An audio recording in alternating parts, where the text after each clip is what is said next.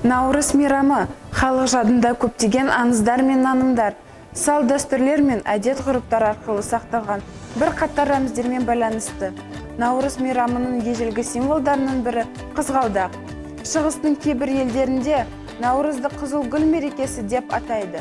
Қазақ даласы әр көктем сайын гүл шоқтары жайнаған жарқын кілемге көмкерілген арасында мерекенің символы асқақтай бой көтеретін қызғалдақтардың ата қонысы. Бұл гүлді ешкім аша алмайды дейді. Бірақ бір рет кішкентай бала гүлдің жанынан өтіп бара жатып, гүлді алып балалардың қолында сиқырлы гүл ашылып, әлемге бақыт жіберді.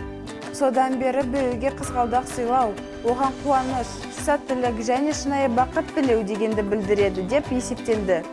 Қызғалдақтың қызыл түсі оттың, күннің және тіршіліктің түсі, ал жасыл түс жапырақтар мен шөптердің түсі табиғаттың оянғанын, оның жаңаруын, жаңа өскіндерін бейнелейді.